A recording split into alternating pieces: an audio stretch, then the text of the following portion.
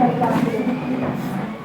Yang kedua Bapak Ibu yaitu faktor kimia dan juga fisika. Kimia Bapak Ibu berasal dari polusi udara, contohnya asap kendaraan, asap limbah pabrik. Nah, asap yang paling dekat dengan kita saat ini itu asap rokok ya Bapak Ibu ya. Ya. Jadi kalau bapak-bapaknya merokok Pak, sediakanlah asbak di luar ruangan, jangan di dalam ruangan Pak. Kalau tidak terhirup oleh ibunya atau ada anak kecilnya di rumah, itu lebih beresiko dibandingkan dengan bapaknya yang merokok. Fisika Bapak Ibu berasal dari gelombang elektromagnetik, benda-benda canggih yang ada di sekitar kita. Contohnya yang terdekat dengan kita saat ini tuh HP. Ya, kalau misalkan Bapak Ibunya mau memainkan handphone, jangan sambil dicas. Kalau sambil dicas Bapak Ibu, radiasinya itu meningkat 10 kali lebih tinggi dibandingkan tidak sambil dicas. Kebiasaan seperti itu Bapak Ibu bisa memicu terjadinya kanker otak dan juga kanker mata.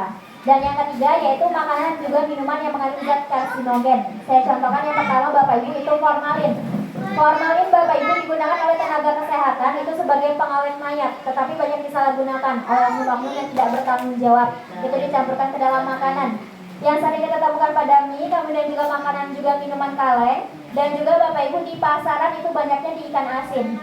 Jadi kalau misalnya Bapak Ibunya cari ikan asin di pasar, carilah ikan asin yang dihinggapi lalat, jangan yang tidak Bapak Ibu.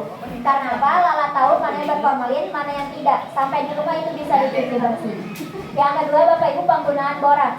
Boraks Bapak Ibu itu sebagai pengenyal, tetapi bukan untuk pengenyal makanan. Sama yang formalin tadi itu dicampurkan ke dalam makanan yang sering kita temukan pada bakso, sosis, tahu dan lain sebagainya.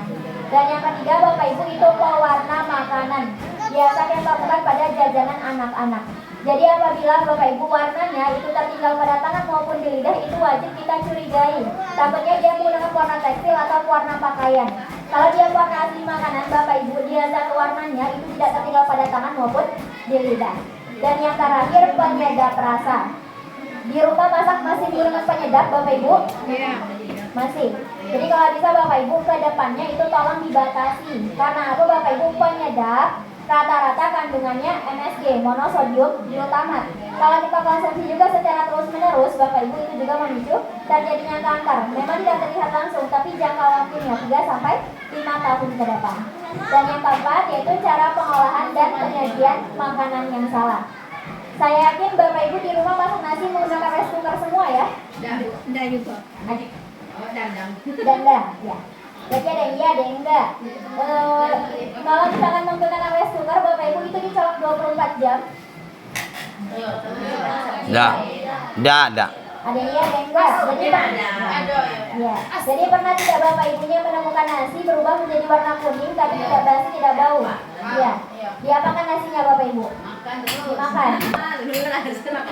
Jadi kalau dikonsumsi kembali Bapak Ibu ke depannya jangan dilakukan lagi. Karena apa Bapak Ibu, di dalam nasi yang sudah menguning, tidak basi, tidak bau, itu sudah terkandung namanya jamur. Nama jamurnya itu Aspergillus flavus.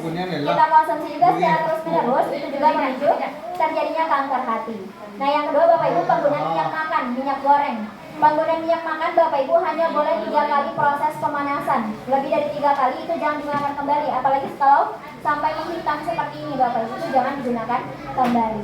Nah ini beberapa faktor pemicu kanker Bapak Ibu secara umum, dan ini adalah macam-macam dari kankernya. Jadi bisa tumbuh di leher rahim, badan rahim, hidung, telur, dan juga bisa menyerang pada anak-anak. Kita bahas yang pertama, ini kanker prostat, terkhususkan bagi yang laki-laki. Jadi Bapak Ibu, kanker prostat itu ada 4 stadium. Stadium 1 dan 2 ini masih bisa disembuhkan. Tapi kalau sudah stadium 3 dan 4, jalan satu-satunya Pak itu hanya dilakukan pemotongan atau amputasi.